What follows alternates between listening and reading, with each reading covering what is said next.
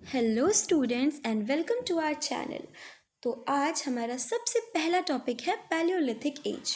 Palaeolithic as नाम सुन के आपको लगता होगा कितना कॉम्प्लिकेटेड, कितना डिफ़िकल्ट टॉपिक है। इसका नाम ही इतना डिफ़िकल्ट है तो ये टॉपिक कितना डिफ़िकल्ट होगा। बट नहीं, ये टॉपिक बहुत ही सिंपल सा, बहुत ही इजी पीजी टॉपिक है। एंड आई गारंटी यू कि इस वीडियो के लास्ट तक ख़त्म होते होते आपको पैलियोलिथिक एज से रिलेटेड हर एक चीज़ क्लियर हो जाएगी। मतलब आप इतने कॉन्फिडेंट हो जाओगे कि आप कुछ भी पैलियोलिथिक एज से रिलेटेड बता सकते हो, या आपके माइंड में ये कॉन्सेप्ट तो पूरा क्लियर हो जाएगा। तो सबसे पहले हम शुरू करते हैं कि ये पैलियोलिथिक एज आखिर है किसका, मतलब ये किससे रिलेटेड है, इसका क्या मतलब है, मतलब कहना क्या चाहते हैं हम पैलियोलिथिक एज से। तो ये पैलियोलिथिक पार्ट है हमारे स्टोन एज का। स्टोन एज यानी पत्थर युग का। किसका पार्ट है? हमारे पत्थर युग का। अब आप कहोगे स्टोन एज का क्या मतलब है भाई? वहाँ पे क्या दीवार, पत्थर, इंसान, जानवर सब पत्थर के होते थे? नहीं नहीं, स्टोन एज का मतलब है कि जहाँ पे इंसानों ने सबसे पहले स्टोन का यूज़ करना स्टार्ट किया। यानी अब आप कहोगे क्या इसके पहले इंसान कोई भी टूल्स नहीं यूज़ करते थे? तो जी नहीं, इसके पहले इंसान न पत्थर के बारे में जानते थे, न तांबे के बारे में, न कॉपर के बारे में, न मतलब किसी भी चीज़ के बारे में इंसान नहीं जानता था। तांबा, कॉपर, ब्रॉन्ज सब कुछ वही चीज़। तो अब आप कहोगे कि जब इंसान किसी चीज़ के बारे में नहीं जानता था तो आखिर उसे जानने की ज़रूरत क्यों पड़ी? भाई नहीं जानता था ना जानता, आज तो हम सभी चाहते हैं ना कि इतनी पढ़ाई, इतना प्रेशर, रोज़ रोज़ आने से अच्छा तो हम भी आदि मानवों की तरह पढ़े होते। कोई काम नहीं, कुछ नहीं करना, ना पढ़ना पड़ता ना कुछ करना पड़ता। तो नहीं, चीज़ें स्टार्ट हुई।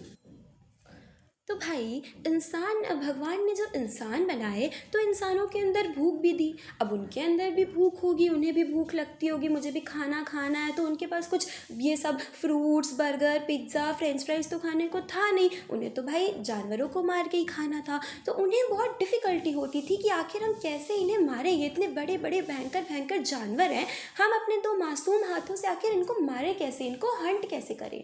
तो उन्होंने खोजा, उनको मिला एक पत्थर, यानी मतलब एक टूल दिखा उन्हें, एक चीज़, सब्सटेंस उन्हें दिखा। उन्होंने कहा यार ये तो बहुत कड़क ऑब्जेक्ट है, बहुत अच्छा खासा ऑब्जेक्ट है, इससे तो हम मार के फेंकेंगे इसे तो हमारे जानवरों की चले जाएंगे, मतलब हम उन्हें आराम से हंट कर सकते हैं।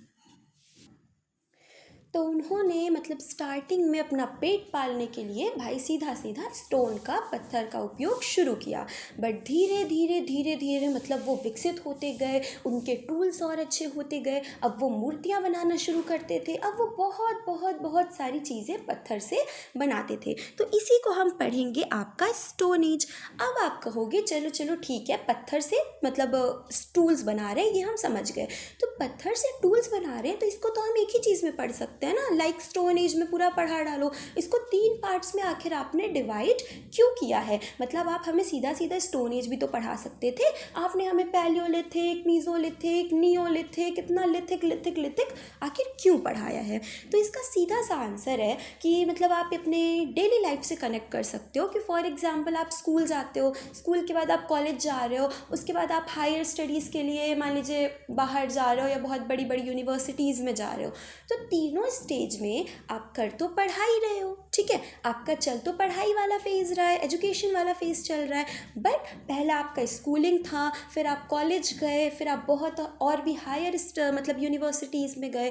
तो सेम यहाँ पे भी अप्लाई होता है कि पैलियोलिथिक एज वो एज था जिसमें मतलब बहुत ही मतलब एकदम कहते हैं ना इनिशियल स्टेज के टूल्स बनना शुरू हुए थे। मतलब उन्हें कुछ भी नहीं समझ आता था, उन्हें जो जैसा दिखा ऐसे गोल पत्थर, चौकोर पत्थर उन्होंने वैसा ही बना दिया, वैसे ही टूल्स उन्होंने यूज़ कर लिए। तो ये था हमारा पैलियोलिथिक एज। देन वो जब मीज़ो में आए, मीज़ोलिथिक एज में मतलब उन्होंने थोड़े थोड़े अच्छे क्या कहते हैं अच्छे टूल्स बनाना स्टार्ट किए, थोड़े और भी ज़्यादा नुकीले टूल्स बनाना स्टार्ट किए। पहले जो इतने भारी भारी टूल्स बनाते थे उनको थोड़ा हल्का टूल्स उन्होंने बनाना स्टार्ट किया, ईजी टू कैरी टूल्स बनाने स्टार्ट किए।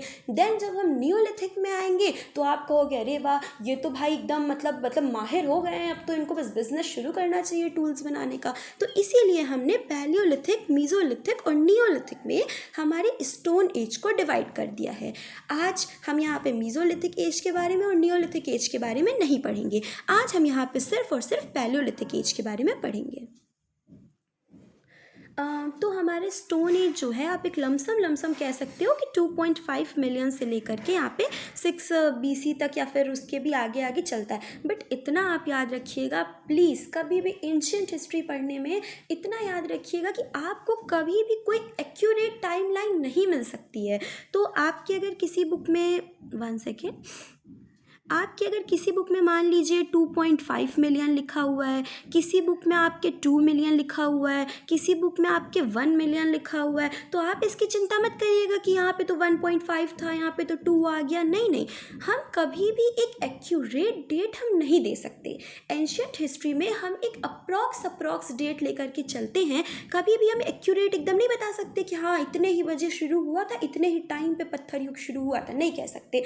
क्योंकि भाई मतलब स्टोन एज अलग अलग जगह पे अलग अलग समय पे शुरू हुई।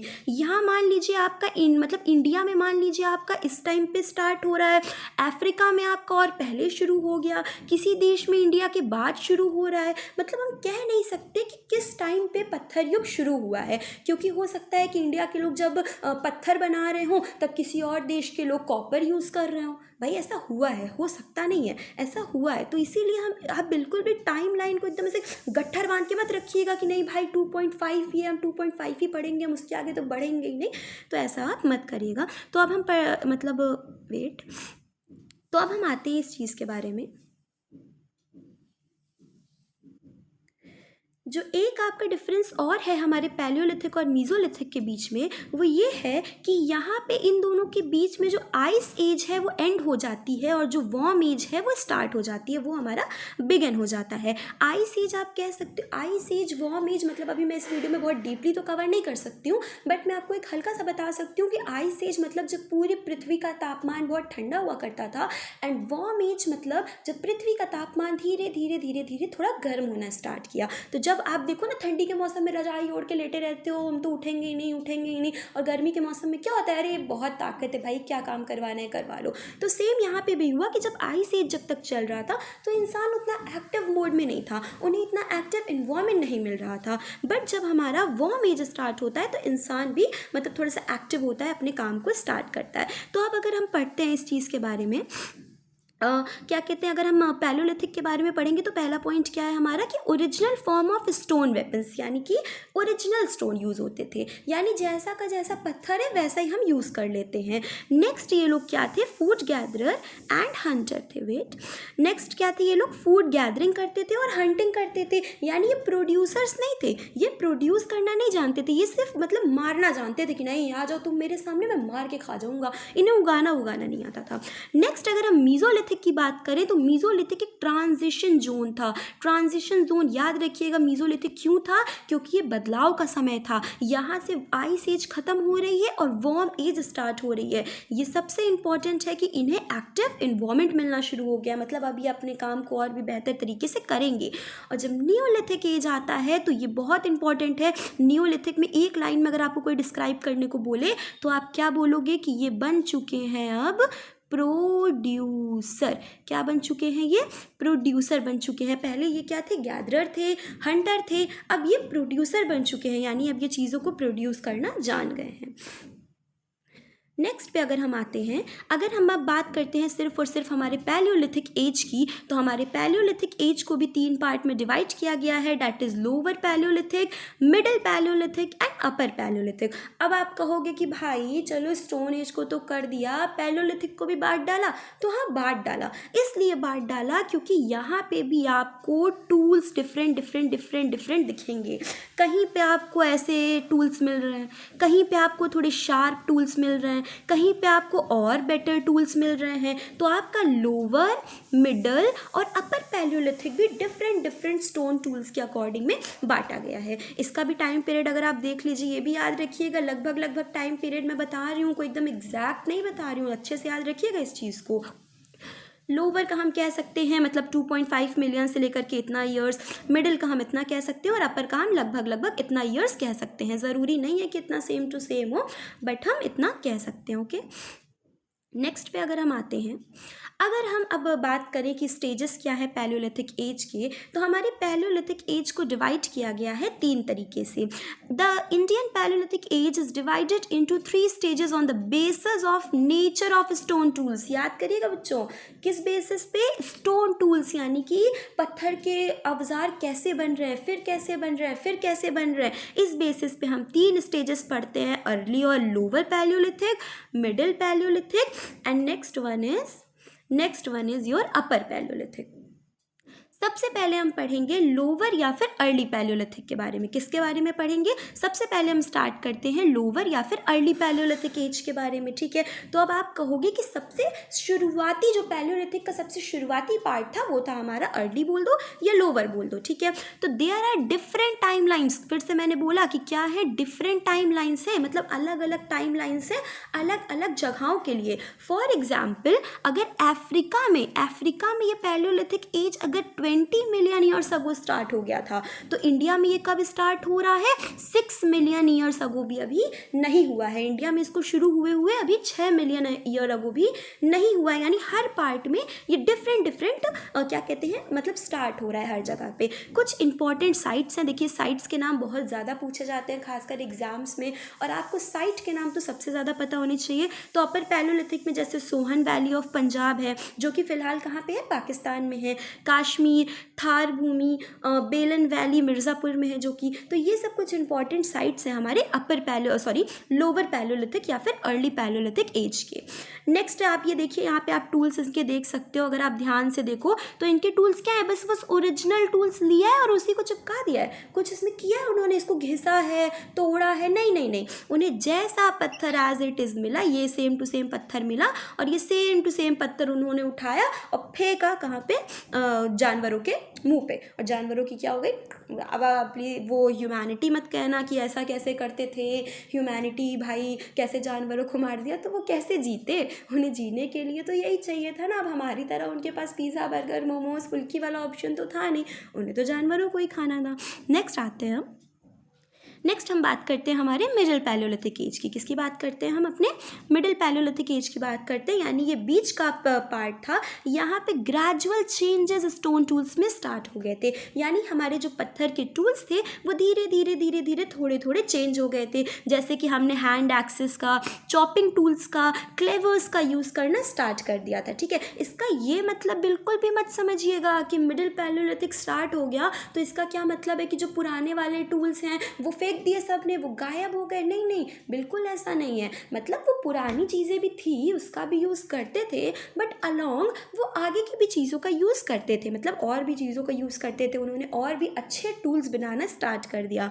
वो छोटे, स्मॉलर और लाइटर मतलब फ्लेक टूल्स पे आ गए, यानी उन्होंने छोटे फ्लेक टूल्स बनाना स्टार्ट किया। मतलब पहले वो इतना बड़ा पत्थर बनाते थे, अब किसी जानवर को मारना है तो 4 लोग उठा के पत्थर लेके जाओ, जा सर फिर मारो उसको, ऐसा हुआ था। तो उन्होंने क्या किया कि छोटे या फिर थोड़े से और लाइटर टूल्स बनाना स्टार्ट किया, ताकि वो ईजी टू कैरी हो जाए, उसको आसानी से हम यूज़ कर सकें। सेम हमें मिडिल पैलियोलिथिक की भी साइट्स पढ़नी है, तो हमारी भीमबेटका साइट हो जाती है, नर्मदा वैली पे साइट हो जाती है, ठीक है। हमारी निवासा या कालपी उत्तर प्रदेश में है। ये सब हमारी कुछ मिडिल पैलियोलिथिक की साइट्स हैं जो कि होती हैं। देखो, जो एक्सप्लेन करने वाली चीज़ें होती हैं वो समझना बहुत इंपॉर्टेंट है, आपका कॉन्सेप्ट समझना क्लियर होना बहुत इंपॉर्टेंट है। बाकी जो रटने वाली चीज़ें हैं वो तो भाई कोई भी रट सकता है ना, क्या ये फलाना साइट्स हैं, फलाना टूल्स हैं, फलाना टाइम है, ये है, एक्सेट्रा।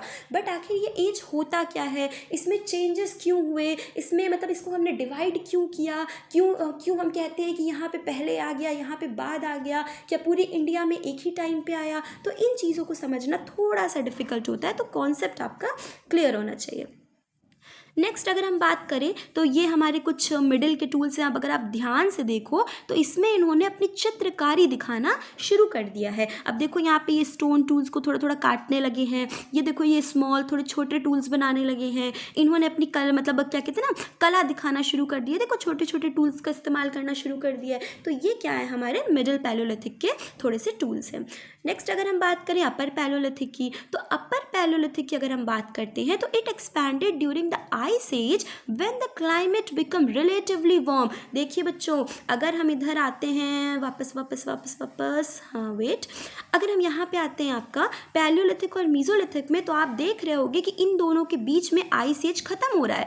आइस एज खत्म हो रहा है और हमारा वार्म एज शुरू हो रहा है। इसका क्या मतलब है? इसका मतलब है कि जो हमारा लास्ट वाला पैलियोलिथिक होगा उसके आने तक ये वाले पैलियोलिथिक के आने तक हमारा थोड़ा थोड़ा गर्म क्या कहते हैं क्लाइमेट होना शुरू हो जाएगा। ठीक है, तो क्या कहते हैं थोड़ा थोड़ा गर्म माहौल होना वहाँ पे शुरू हो गया था, वार्म क्लाइमेट शुरू हो गया था। उन्होंने ब्लेड्स यूज़ करना शुरू किया था, ब्यूरियंस मतलब हम इंडिया में देख सकते हैं।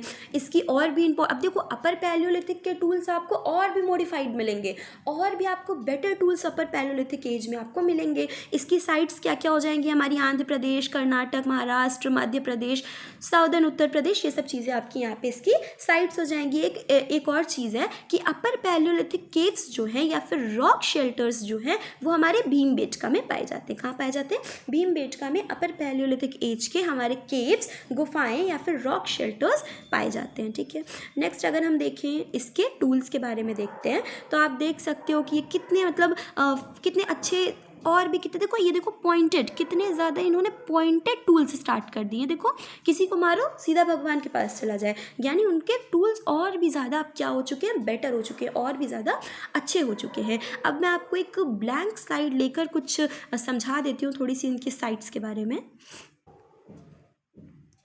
तो अगर मतलब हम आपको नॉर्मली, देखिए बहुत अच्छी ड्राइंग तो मेरी है नहीं, पर नॉर्मली अगर हम एक इंडिया का मैप देखते हैं, नॉर्मली मतलब एक नॉर्मल मैप देखते हैं, तो आप बिल्कुल भी ये मत समझिएगा कि अपर पैलियोलिथिक पूरे इंडिया में एक साथ आ रहा है, फिर हमारा अर्ली पैलियोलिथिक पूरे इंडिया में एक साथ आ रहा है, ऐसा नहीं है। हो सकता है यहाँ पे अर्ली पैलियोलिथिक एज चल रहा हो तो यहाँ पे लोग मीज़ो के टूल्स बनाना स्टार्ट कर दिए हो सकता है यहाँ पे लोग नियो के टूल्स बनाना, मतलब एक एग्जांपल बता रही हूँ, ऐसा है नहीं बट मतलब बता रही हूँ कि हो सकता है यहाँ पे अभी अर्ली के टूल्स बन रहे हों, हो सकता है यहाँ पे आपके मिडल के टूल्स बनना स्टार्ट हो गए हों। तो मतलब ये चीज़ें डिफरेंट हो सकती है। इसका ये बिल्कुल भी मत वो करिएगा कि मतलब नहीं हर पार्ट में एकदम सेम आएगा, ऐसा नहीं है।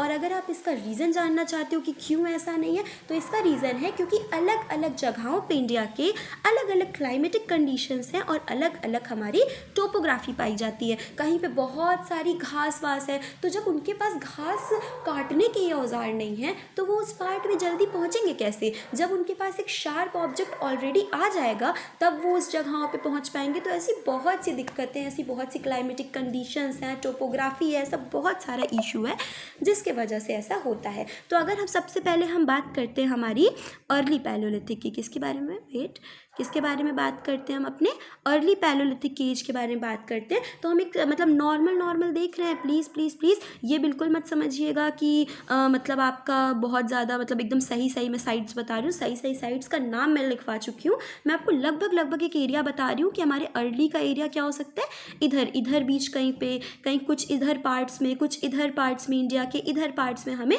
लगभग हमारी पैलियोलिथिक साइट्स लगभग इन पार्ट्स में हमें दिखती है। ठीक है, अगर अब हम बात करें हमारा अर्ली हो गया, देन अगर अब हम बात करें हमारा मिडिल पैलियोलिथिक, तो अगर हम बात करें मिडिल पैलियोलिथिक की, तो मिडिल पैलियोलिथिक साइट्स हमें इंडिया के मतलब कुछ समझ लीजिए आप इधर पार्ट्स में, ठीक है, समहाउ मतलब ये थोड़ा मैंने गुजरात को काफ़ी नीचे कर दिया है तो प्लीज़ उसे थोड़ा ध्यान रखिएगा, वो थोड़ा मुझसे ऐसे ड्रॉ हो गया कुछ, मतलब इधर साइड्स के पार्ट में आपको मिडिल पैलियोलिथिक की कुछ साइट्स दिखती हैं, मतलब टूल्स यहाँ पे आपको मेनली मिडिल का दिखते हैं। ठीक है, वेट, फिर अगर हम बात करें लास्ट में हमारे अपर पैलियोलिथिक की, किसकी बात करते हैं हम, अपने अपर पैलियोलिथिक की। तो अपर पैलियोलिथिक की भी बहुत वेरियस साइट्स हैं। अपर पैलियोलिथिक की स्लाइड्स हमें इधर दक्कन वाले इलाके में दिख सकती हैं। ठीक है, ये मत कहना कि दक्कन गुजरात में आ गया क्या, नहीं भाई बच्चों थोड़ा समझो, थोड़ी ड्राइंग का इशू हो गया है। तो ये दक्कन वाले इलाके में थोड़ी इधर मतलब हमें साइड साइड में भी मतलब कुछ कुछ जगहों पे एकदम मतलब एग्जैक्ट नहीं है, ये आपको बस एक नॉर्मल से बताया गया है कि किस किस जगहों पे आपको साइट्स हमारी दिख सकती हैं। ठीक है, आपने ये अपर पैलियोलिथिक के टूल्स भी देख लिए हैं। तो अब आपको मेरे हिसाब से पैलियोलिथिक एज पूरा क्लियर हो गया होगा कि कैसे स्टोन एज मतलब क्या क्या चीज़ें हैं, कैसे मतलब स्टोन एज को कैसे हम डिवाइड कर सकते हैं, फिर पैलियोलिथिक को हमने क्यों डिवाइड किया, कैसे डिवाइड किया, कैसे कैसे स्टोन टूल्स मिले। तो अभी हमने इस पार्ट 1 में इतना कवर किया है। पार्ट 2 में हम इसको और भी इलाबोरेट तरीके से बताएंगे कि मतलब उसमें और भी स्टोन टूल्स, एक एक स्टोन टूल के बारे में सब कुछ बताएंगे, मतलब हम इसे और भी इलाबोरेट तरीके से ले करके जाएंगे। तो थैंक यू सो मच अगर आपको पहला पार्ट पसंद आया हो तो, and like the video, thank you for connecting.